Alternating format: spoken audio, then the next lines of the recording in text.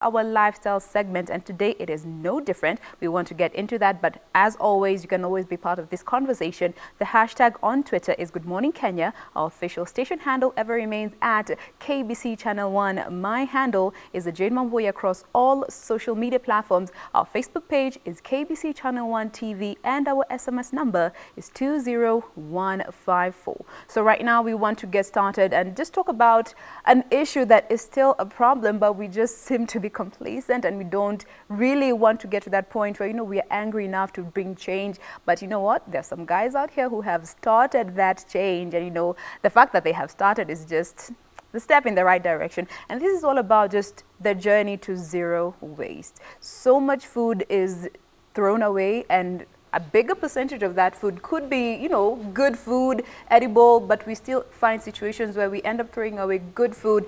Waste continues to pile up, gas emissions, and it's just a whole vicious cycle of not so good stuff. So we have two gentlemen with us in studio this morning to let us know what they are doing to try and bring this change and get us started on this journey to zero waste. And I'll start with the gent to my extreme left. He is Zebedee McLaurin, who is the Director of Sustainability at Gooder Company. Karibu sana. Yes. Good to have you. Thank you. Thank you for having us. All right. And to my immediate left, we have Emmanuel Gola, who is also part of Gooder Company. He is the Business Development Strategist. Welcome. Thank you for having us. Good to have you. Good to have you. I'm sure Gooder, you'll be telling us why we call it Gooder, not Good R, is on social media. Maybe you could let us know the social media handles first of all, so that viewers can also check out what you guys do. Yes, our social media handles will be Gooder Co. On Instagram, as well as Twitter, Facebook, etc. All right. So if you have any questions or rather you feel you haven't understood something that they may have mentioned and you want to direct to them on a very personal level, feel free to use those social media platforms. So let's start with what your organization does to just set the foundation for the discussion. Okay. And I'll start with you, Zebedee. Okay, so we are a sustainable food waste management company. So we specialize in pretty much allowing companies, restaurants, pretty much anybody who sells food to recycle their food waste. So typically how we work is that at the end of the night, restaurants will typically throw their food waste or surplus food, still edible surplus food as well, into the trash can. But we provide them with the packaging supplies, the logistics, the data, even liability insurance. That's a big deal for them.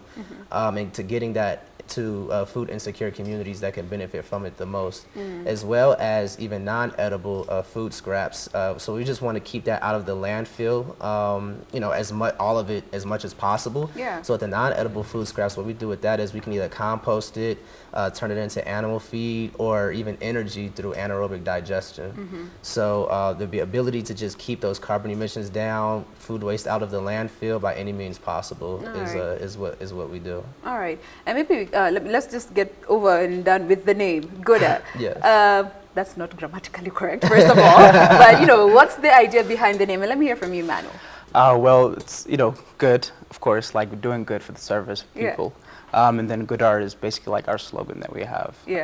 Pretty much do-gooders is another way of saying it. Do-gooders. People doing good. Yeah, but don't go out there saying good, gooder, goodest, all right?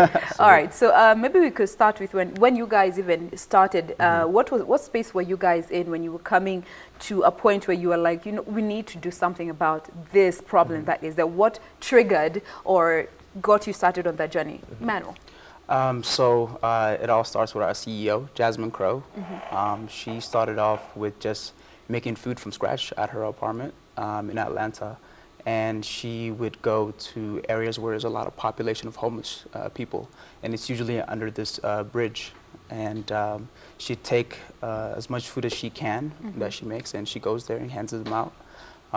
And I think Zeb can explain the story better than I can, but that's pretty much how our story started. And ever since then, she just had the idea of making this into a business, and we've just, went with it and ran. Yeah. All right. So. And maybe you could start with one of those key areas, or rather, geographically speaking, where were you located when this idea was just taking off, and how many years ago was it? So we started in January 2017. Okay. So we are based in Atlanta, Georgia, in the United States. That's where our founder kicked off the entire initiative. But we have quickly actually expanded to a couple of different cities throughout the state. So a couple of cities up the East Coast. So we've operated in Miami, the Raleigh-Durham area, Charlotte, Washington, D.C., New York, Chicago, L.A., soon Seattle as well. So we're pretty much Kenya. all right, Kenya, Just right in the Nairobi. mix there. Yeah, so we pretty much, we're all over the place. And the good thing about it is that a lot of different cities and governments, they're putting ordinances and laws in place that kind of prohibit businesses from throwing away this food waste. Yeah. So the good thing about where we are now is that sustainability, climate change, is becoming such a big part of conversation. Everybody's talking about it more and more. You see more data and statistics coming out every day. So a lot of people are understanding it, and then so they're actually wanting their politicians and policymakers to figure out ways to do something about it. Yeah. So we are indeed pioneers in what we do. There isn't really a lot of folks who do what we do. And then so we're just happy to be there to have an answer as early as we do, because these are questions that have never really been asked before, especially to the capacity of how we're trying to find a solution. And maybe we could start by even understanding the figures, in terms of money, the number of people who are still struggling with, food insecurity. Let's just take us through that. So the numbers are pretty, as Zeb explained, food waste is a big epidemic, especially in the United States right now. Especially in areas where we call food deserts, primarily in areas where it's underdeveloped in minorities and communities of people of color specifically. And pretty much the whole process is like, when we make sure we collect this food from corporations, we want to make sure we reach out to those organizations where it's most likely to be passed over. And it's usually those small organizations that we try to focus on. But the numbers are pretty much on large scales. So I would say about in the United States, about 1 in 7 people are considered food insecure. So that's roughly somewhere between, I guess, 15 and 20% of the entire population. So that's about 72 million people every single year. And as well as the amount of food. Imagine walking past, like a football stadium filled to the brim of good edible food every single day. And that is the quantity of the food that we're talking about. But why do you think it's still such a problem that so many people are yet to understand? We know there are people who struggle to just have one meal a day, but we still find ourselves throwing food. Why do you think it's such a problem among the people? It's just something that we got used to doing. Yeah. I would say, culturally speaking, especially now as things get faster and faster and faster, people are always on the go. They don't really think about, where this food came from. There's not a real connection to the production process of it. Because as you see, a lot more people are moving into urban areas versus the rural areas where, agriculture was a huge thing. So we've pretty much given that up to, big agricultural companies that produce food. And our only connection with it is really in the grocery store. So we don't really know what happens before we pick it up and put it in our shopping cart, and then we take it home. When you're done with it. Yeah, exactly. So that's really it. And then a lot of cities have do a good job of sometimes even hiding, those pockets of food insecurity, homelessness, poverty, etc. Especially now in 2019, the past few years or maybe a decade or so, gentrification has been a big thing as well. So trying to cities want to be cleaner, have good posture, look good, have these new developments coming into low-income urban areas. And those are mainly the areas that we try to benefit the most by putting, because we believe that this food provides some type of economic value as well. So if people are able to spend less money on food, they're able to transfer, their savings or surplus income. Exactly, because some people have to choose between paying their rent versus eating. I know. Which is, these are basic human rights that we're talking about. So that's kind of something that we're trying to solve as well. So it's a social issue as well as an environmental issue. Now, looking at also still the ignorance, it is quite, ignorance does play a big role. Looking at the ignorance that is there among the people and even our companies, how was it even trying to share this idea when you're trying to go to market, trying to convince a whole organization to let us show you magic? How was it? How was that process? I guess at first it's a new industry. It's something new, and then people, when they hear about it, it's just like, okay, wow, this sounds amazing, but can we actually implement this? And trying to reach out to corporations, It really varies on like if they have a sustainability program first, and then if they don't, it's just like trying to bring that idea to them. You have to step back and look at that before you even get started with what Exactly, you're and doing. seeing what kind of market they're playing with. And also, it varies with the corporations, how big they are, how small they are. The bigger the organization, the longer the process is going to take. But on our end, it just matters what kind of information we have and how we can play along with it. And also involving just regular folk in just trying to tell them, this is the situation, this is what you and I are doing, and we need to do this. How has that process been, even just on a one-on-one level with regular folk? I think overall the idea of gooder is it's beautiful, helping reduce food waste and feeding people with it. Yeah. It's just something that people want to get involved with,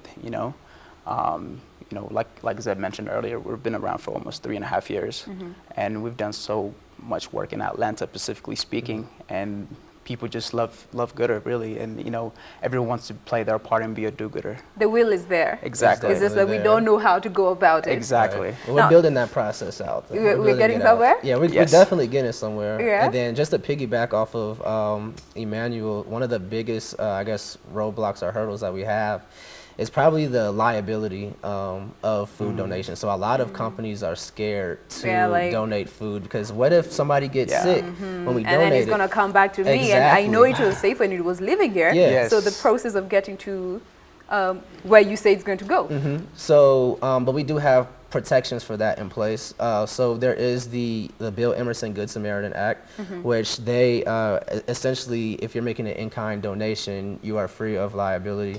Either a lot of companies don't know about it, or that's not enough for them. But we also have liability insurance, as well as all of our partners. We do have agreements with them in place. We cannot afford corporate scandals. Exactly. But the biggest thing that we like to tell them is that we just reflect it right back to them. So if you're scared if somebody gets sick when we donate the food, what if somebody gets sick when you sell the food? You don't have that protection, that same protection that you have when you donate the food. So what do you do then? And then that's when they kind of get caught up. They don't really have an answer for that. Exactly, exactly. So that's why we feel like there isn't a real excuse to not participate and to not do right by your community. All right. Now, before you get to let us know how this whole process works, you guys have this line, I believe it was by your founder, hunger isn't a scarcity issue, it is a logistic issue. Yes. Help us better understand that and as you tell us how this whole process works from when you get the the leftovers or all the other food that you get from your sources to the end targeted group that you're hoping to assist. So basically that means that we have the food. We have a surplus of food that can get to the people who are considered food insecure.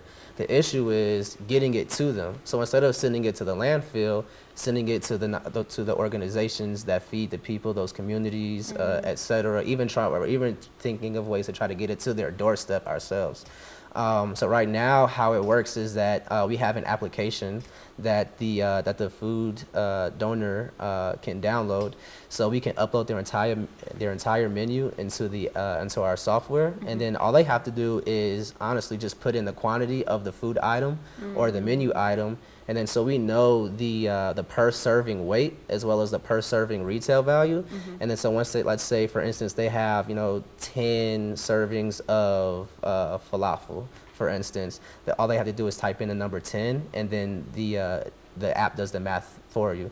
And then once they put in every single line item that they need to for the pickup for that night, they just hit send request. Either one of us or one of our logistics partners goes and picks it up, and this is all live too, by the way. And then they take it straight to the nonprofit. So the donor can see the whole process. Exactly. It's so not about just once I've keyed in my request. It's now all left to you. Yep. If I'm the donor, I can see the whole process from when after I've keyed in and made the request, and I'll see when the process starts from your end. Yep. So kind of think of it if you ordered food on Uber Eats, for instance. So you were able to track the driver, when it's picked up, when it's been delivered, as well as we have receipt capability as well. So we take a picture of it as well as get the signature from whoever has received the food. Okay. So we're trying to have a secure, end-to-end tracking of the entire process, have a complete ledger of it all. So let's say, for instance, you need to report that data to somebody and have proof of it as well as this is where it went. This is how much it was worth, this is the weight, the carbon emissions, etc. They'll be able to provide that in with a secure ledger. Now, how do you ensure the safety of this food? Because some might be leftover, some might not be edible, but some might still be good. But you also have to think of the person who's going to eat it at the end of the day. Yeah. Just to settle the minds of our viewers, maybe how do you just ensure that, you know, what you get is safe for whoever is going to get it once again? Yeah. So the cool thing about Gooder is that we're a same-day delivery business. Oh. Yeah. Oh yeah. Pressure. Non-stop.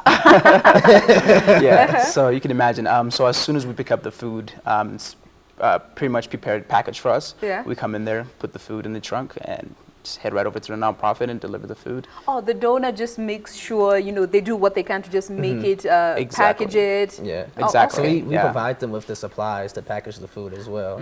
So all they have to do is put it into the pans, or if it's already pre-packaged, like salads or sandwiches and things like that, we can just provide them with a bag or a bin to put it in, and then we put it in the vehicle and we ship it along the way.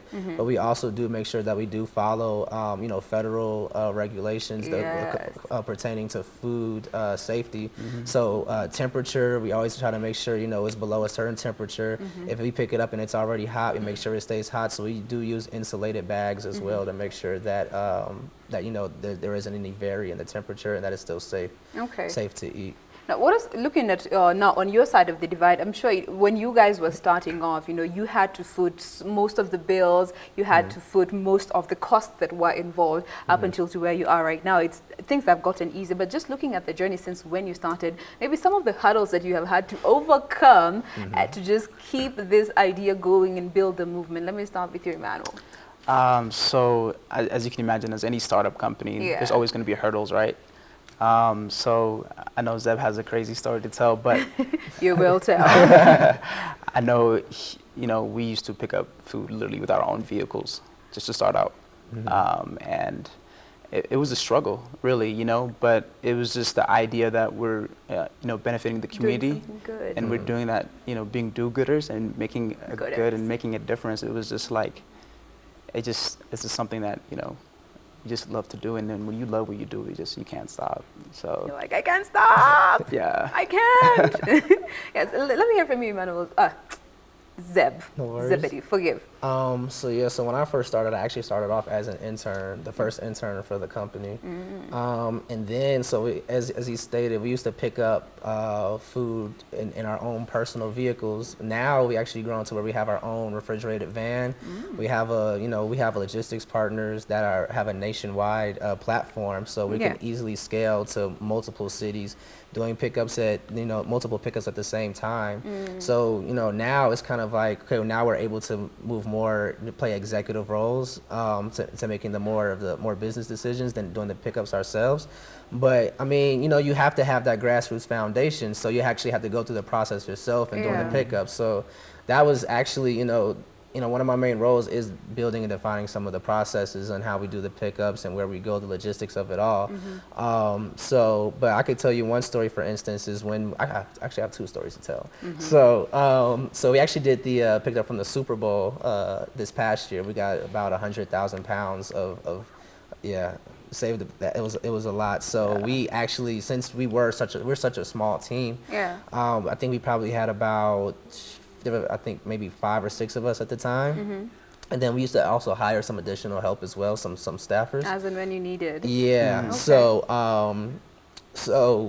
we probably had we had the van, we had 2 refrigerated vehicles, 2 26-footers, and we just kind of packaged it up, took it around the city to various nonprofits, and it was definitely a process. It was definitely a process, but I know another good one is probably we picked up about 40,000 pounds of pizza pan sauce from a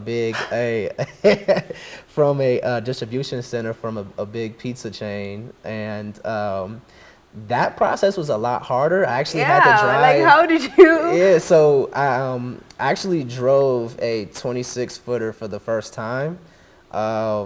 Which was very interesting, but it was fun at the same time. So now I feel like, okay, my next step is probably to drive an 18-wheeler. You know? Right, I might as well. Keep going. It's the next thing. Yeah. But, you know, we just imagine, you know, 10 to 18 pallets of 52 cases of sauce. So each pallet was probably about over 2,000 pounds.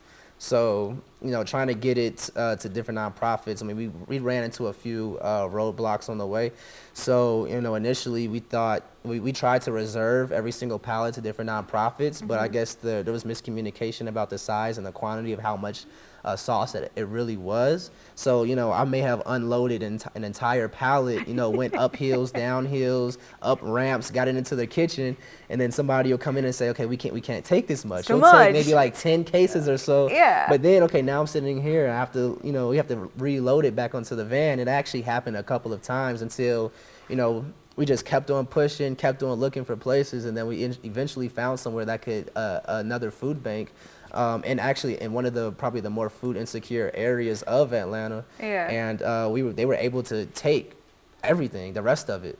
So That's a lot. Yeah, it's a lot. So they actually, that kind of goes into part of how we work. We like to get it to larger entities that have a lot of other, you know, smaller pantries that'll come pull from it as well, especially for those larger pickups like that, as a way to distribute it out to as many and impact as many lives as possible around the city. So we don't try to focus on like one area, Yeah. because there's food insecurity everywhere. It can be in the most, you know, in the richest of communities as well. So, you know, it can be hidden in pockets. So, you know, just trying to touch as many lives and benefit as many people, you know, that's pretty much where it comes in. But yeah, we've had some good times. Now, when it comes to just building trust with both the donors and, you know, the ones who are going to be receiving, how do you ensure that, you know, because as you had mentioned, you know, earlier in the discussion, not everybody is willing to just come on board and give you what they have left and hope that you're going to do what you're going to do,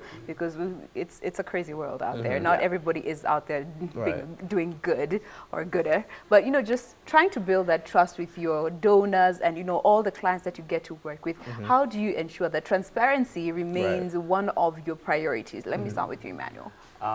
Well, it definitely comes with reputation, you know.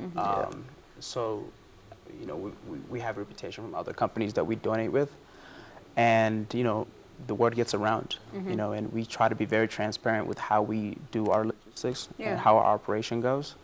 I think for the most part, it just takes that leap of faith, really, that we can get the job done.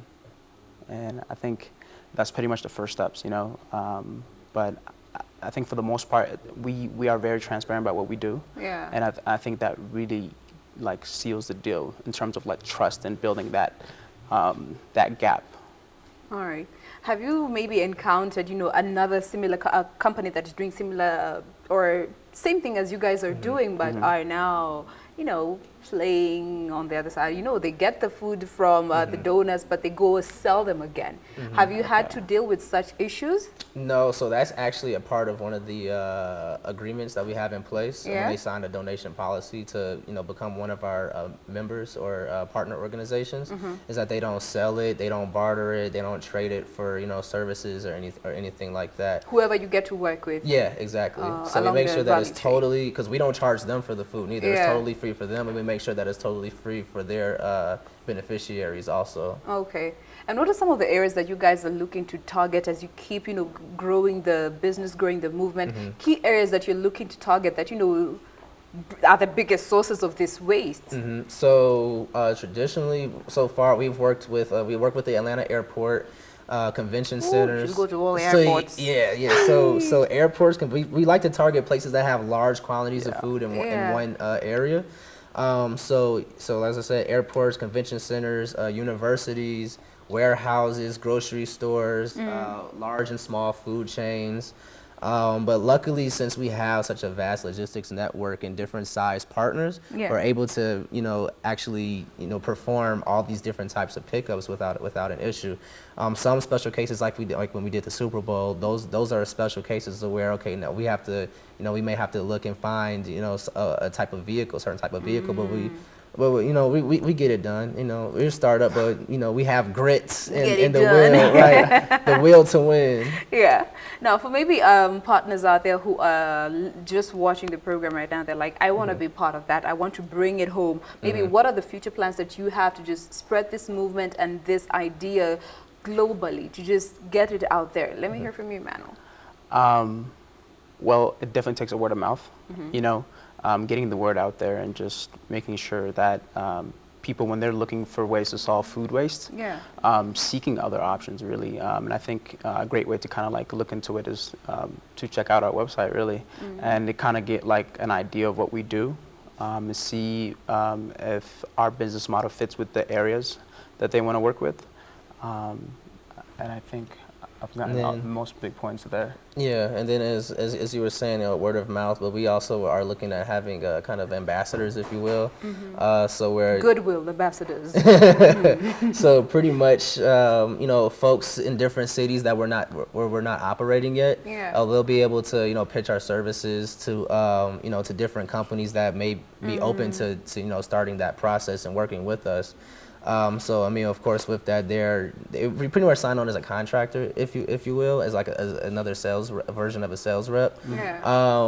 But I mean, of course, we imagine this to be a global operation at some point, you know, because there's food waste everywhere, even to the point to where, you know, countries may have a surplus of food while another may be suffering during a drought or something like that, and then we can have some type of logistics platform to where it, you know, that can be transferred.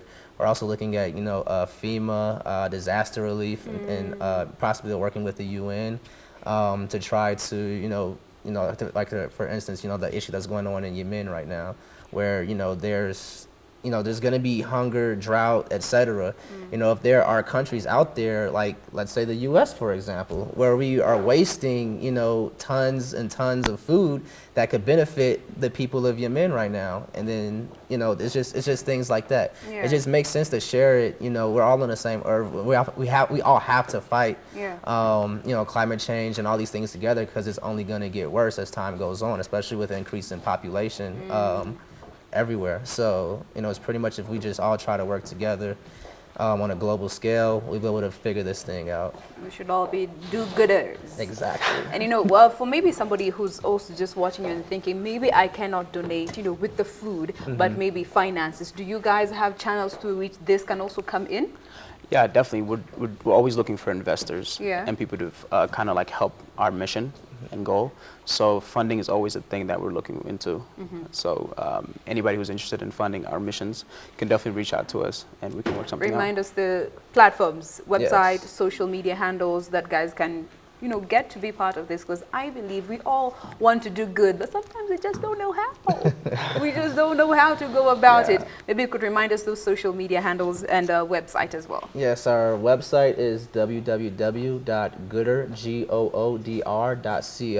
Our Instagram handle is goodrco, GOODRCO, as well as our Twitter and Facebook.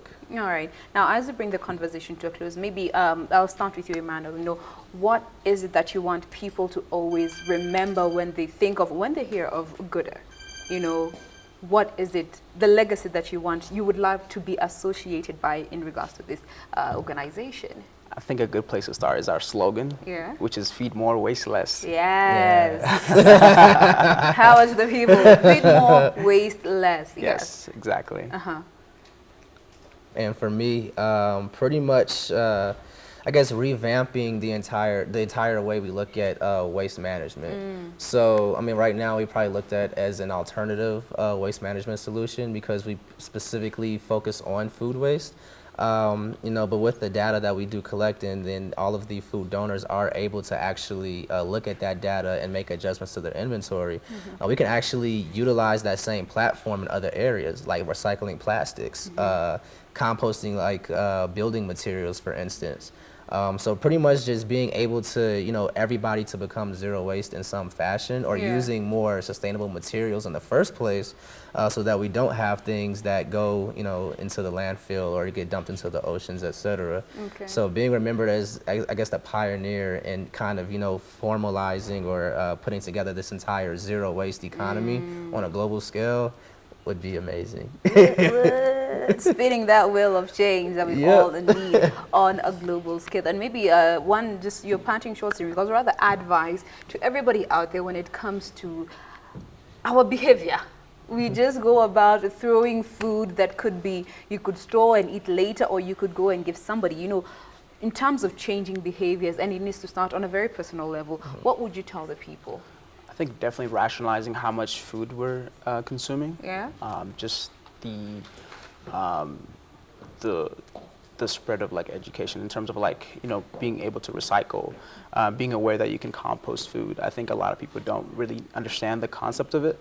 So definitely understanding that, and then also like rationalizing how much food we're taking in daily. I think people could definitely, it's definitely something, it's a conversation to start having really. And I think it starts with each other, and then eventually to our communities and all around. It starts with you and I. Exactly. Zebedee. I would say just do it, you know?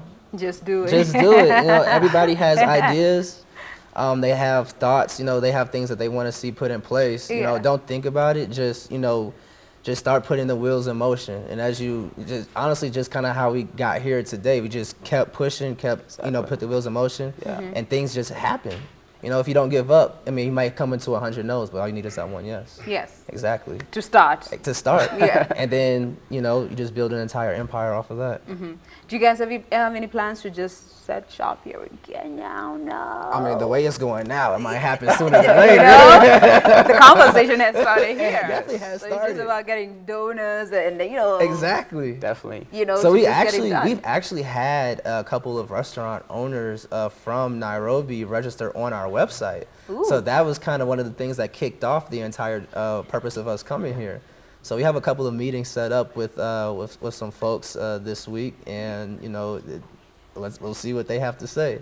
I want to hear what they have to say. So, you know, we wish you guys all the best. Keep doing what you're doing. It's such a fantastic cause, and we do hope it gains the momentum that you guys are hoping it will, and eventually bring the change that we want to see.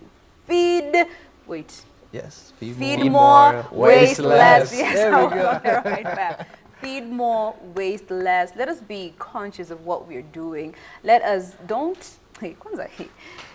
eat as much as you need, not as much as you think you need. You know, it's better to just serve little than add some more, as opposed to serving so much and then ending up to have to throw like half of that. Yet it's food that somebody else could have eaten, or, you know, could have gone a long way in just doing something better. So, you know, be conscious of what you do. Think of somebody who doesn't have food out there, who doesn't have shelter. And, you know, it is so sad that we're living in a time where people have to choose between eating or clothing. You have to choose it between eating or having a shelter over your head, or eating or taking your child to school. And it is very sad. You know, food is a basic need, and it needs to start with you and I. Let us be conscious of what we do with the food that we have. And remember, so many people out there are struggling to just find one meal a day, yet you are here with 72 meals a day, and you are still wasting it. So think about it. We have been speaking with Zebedee McLaurin. To my extreme left, he is the Director of Sustainability at Good Organization. Thank you so much for being with us this morning. We appreciate your time. To my immediate left, we have Emmanuel Gola, who is the Business Development Analyst, still working with Good Organization. Thank you so much. Thank you for having us. Now, remember, you can find them on social media, check them out, see what they're doing, and just get to know how you can be part of the movement if you want to do so financially, with food, or whatever way you feel you want to assist the process. Let us feed the rest of the world. You know, it is not a privilege to just eat a meal. It is a right. A basic right, a basic need for all of us, and for most of us out there. So a bigger population is still struggling to just find that one meal a day. Well, that puts a cap to our lifestyle discussion. Remember, we are about to just call it a discussion. The BBI report is going to be, is expected to be, the contents of the BBI report rather, are expected to be shared by His Excellency President Uhuru Kenyatta at the Bomas of Kenya later on in the day. And just looking at the journey towards getting to where we are today, all started last year on the 9th of March 2018 at the Harambee House stairs, when, you know, President Uhuru Kenyatta and retired former Prime Minister Raila Odinga just shook hands and decided to put all that political animosity behind them, and thus the Building Bridges initiative was born. And today we get to just see, and rather hear, the contents of this report and see what it means for the nation. You know, there's been so much debate about this report, some supporting it, some in complete opposition of this report. But yeah, we don't really know exactly what is contained in this report. There was the nine-point agenda that was put out there. Remember, there is a task force that was put together through a gazette notice by President Uhuru Kenyatta to just work on this report. And today we get to see the contents of this report. So, we'll be bringing you that coverage as and when President Uhuru Kenyatta does arrive at the Bomas of Kenya. There are over 100 representatives from all the 47 counties that have been invited to come and be part of this presentation of this report. So the president is not joking about this. It's all about just putting behind all that political animosity, the ethnic division that has crippled our country for so many years. Every 5 years when you go for the general elections, it's always the same vicious cycle of violence, separation, division in the country. So right now we just want to, as and when, we are already at the Bomas of Kenya, our team is there. They will be giving us a live feed on what will be happening right there. But remember,